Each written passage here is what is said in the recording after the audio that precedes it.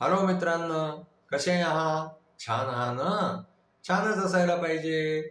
आज की नाही मी तुम्हाला अलाउद्दीन आणखीन जादुई दिव्याची गोष्ट सांगणार आहे.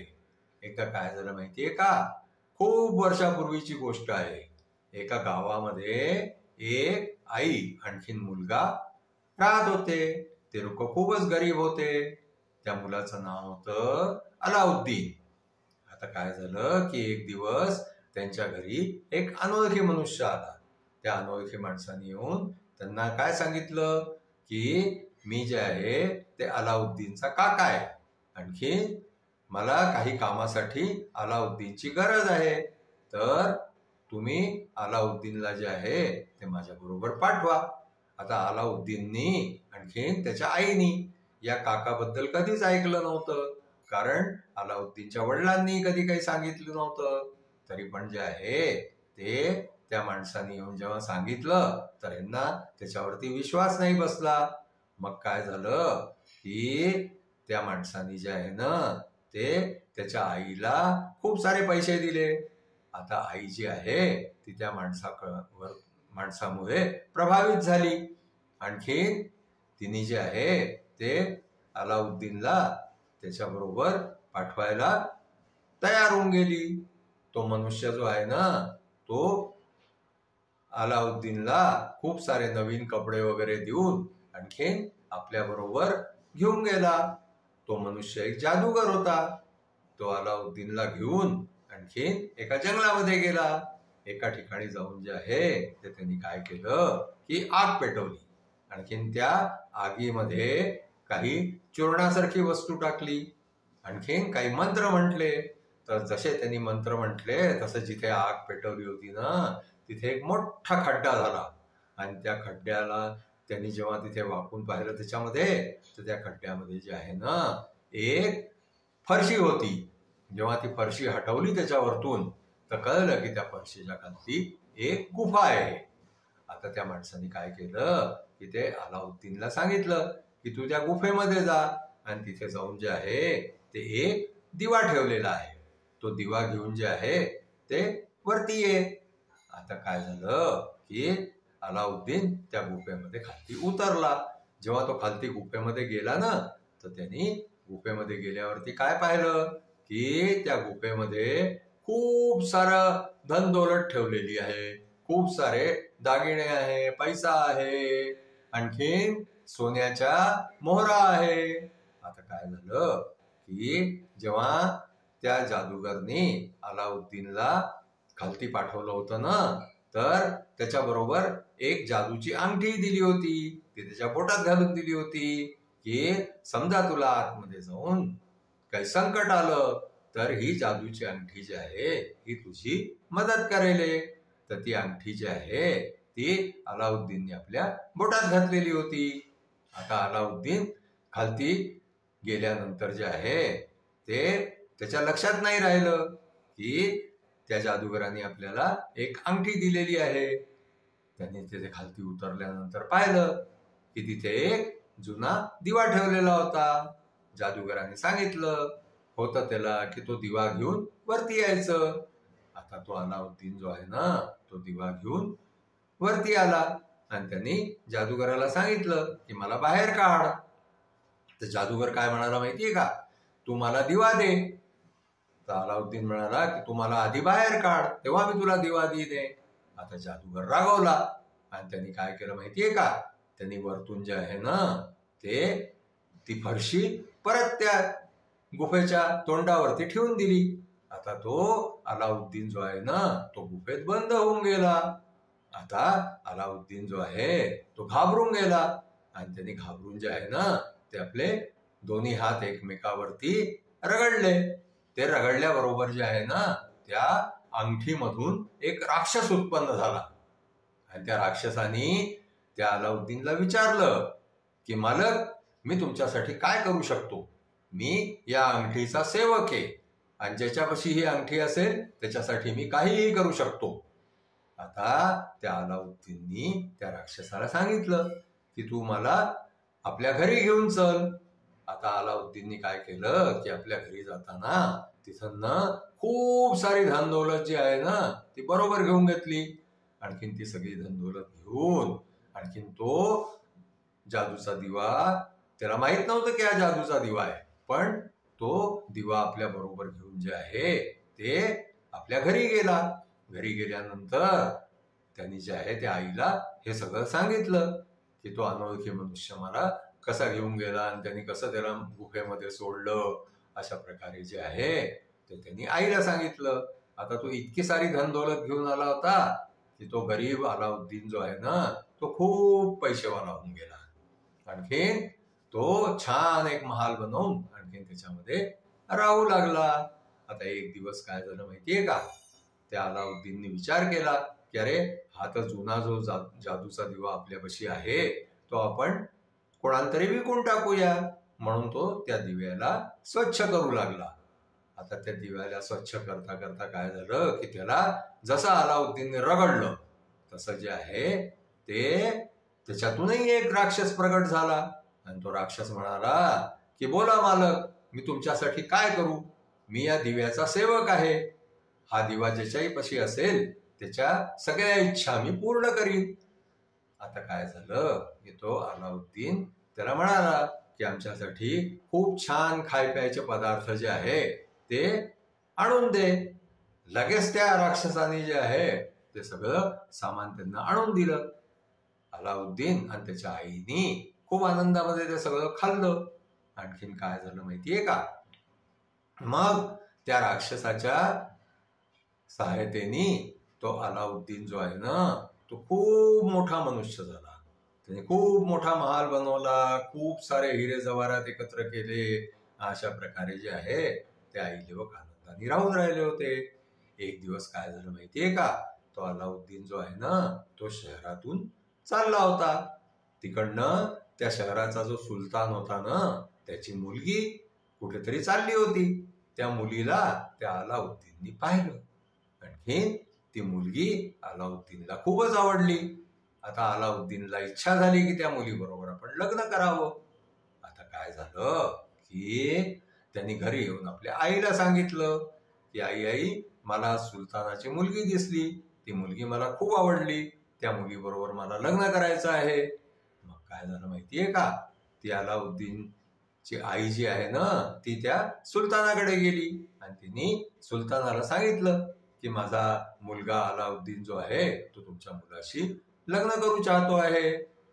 आणि ती बरोबर जे आहे ना खूप सारे दागदागिने घेऊन गेली होती. पण सुलतानाच्या मुलीचं लग्न जे आहे ना ते ऑलरेडी वजिराच्या मुलाशी ठरलेलं होतं. म्हणून सुलतानाने काय केलं की त्यांना सांगितलं की तुम्ही 3 महिने वाट पहा. 3 महिने वाट पाहिल्यावरती मग मी तुम्हाला कळवतो. आता काय झालं माहितीये का की 2 महिन्यांनी जे आहे ते त्या सुलतानाच्या मुलीचं लग्न वजिराच्या मुलाबरोबर व्हायचं निश्चित झालं. आता काय झालं की ही गोष्ट जी आहे ना ती अलाउद्दीनला कळली.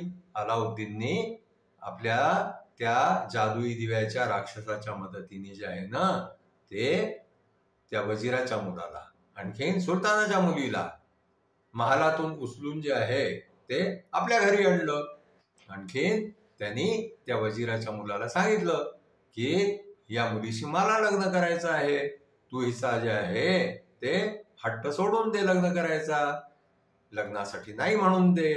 आता काय झालं की तो वजिराचा मुलगा जो आहे ना तो घाबरून गेला. आणखीन त्यांनी आपल्या वडिलांना जाऊन सांगितलं की मला सुलतानाच्या मुलीशी काही लग्न नाही करायचं. आता काय झालं की ते लग्न तुटल्यामुळे जे आहे ना ते सुलतानाने अलाउद्दीनच्या आईला बोलवलं आणि तिला असं सांगितलं की मला 80 ताट जे आहे ते तू हिरे जवाहरात दिले तर मी माझ्या मुलीचं लग्न जे आहे ते तुझ्या मुलाबरोबर करून देईन. आता काय झालं माहितीये का, ती अलाउद्दीनची आई जी आहे ती येऊन तिने घरी येऊन सांगितलं. आता अलाउद्दीननी लगेच आपला दिवा जो आहे तो घासला. तो घासल्याबरोबर तो दिव्यातला राक्षस जो आहे तो प्रगट झाला. त्या दिव्यातल्या राक्षसाला जसं अलाउद्दीननी हे सांगितलं तसं त्यांनी लगेच जे आहे ते 80 दासदासींबरोबर जे आहे ते 80 ताट हिरे जवाहरात जे आहे ते तयार करून दिले.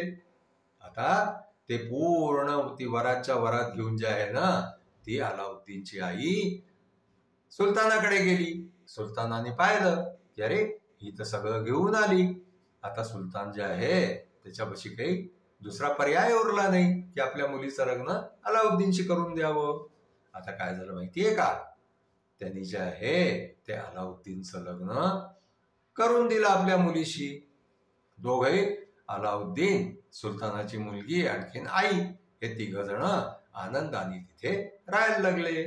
पण मध्येच काय झालं माहितीये का, त्या जादूगराला जे आहे ते माहिती पडलं की अशा प्रकारे जे आहे ते अलाउद्दीनचं लग्न तिथलच्या सुलतानाच्या मुलीशी झालंय.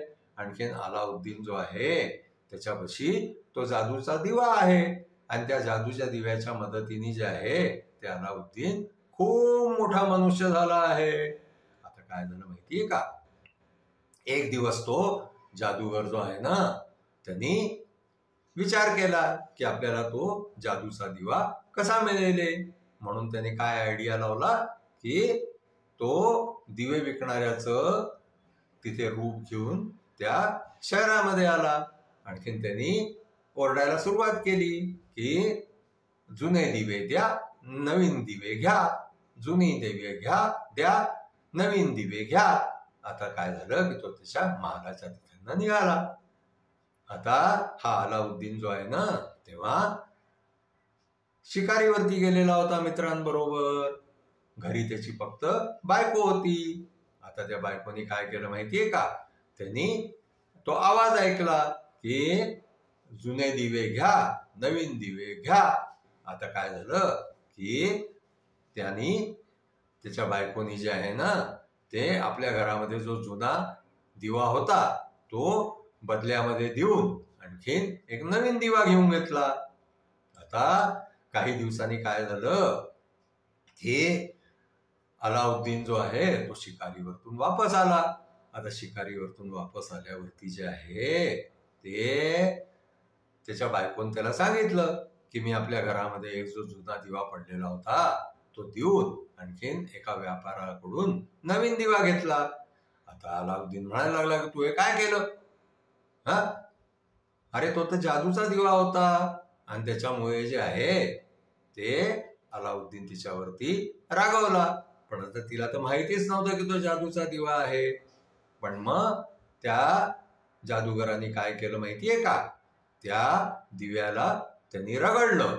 आणखीन त्या दिव्याला रगडल्यावरती जे आहे ते त्यांनी तो अलाउद्दीनचा सगळा महाल, त्याची सगळी धन दौलत, आणखीन त्याची बायको, ती सगळी उचलून आणायला त्या राक्षसाला सांगितलं. आता तो राक्षस ते सगळं उचलून जे आहे ते जादूगराच्या तिथे घेऊन गेला. जेव्हा तो राक्षस ते जादूगराच्या तिथे घेऊन गेला ना तेव्हा तो अलाउद्दीन जो आहे ना तो बाहेर गेलेला होता. जेव्हा त्यांनी घरी येऊन पाहिलं तर तिथे तर घरच नव्हतं, तिथे तर महालच नव्हता, तिथे बायकोही नव्हती, काहीच नव्हतं, तिथे मैदान होतं. आता त्याला जे आहे ते अलाउद्दीन घाबरला की अरे हे सगळं माझं कुठे चाललं गेलं. मग त्यांनी काय केलं की ती त्याच्या बोटामध्ये जी अंगठी होती ना त्या अंगठीला जे आहे ते त्यांनी रगडलं.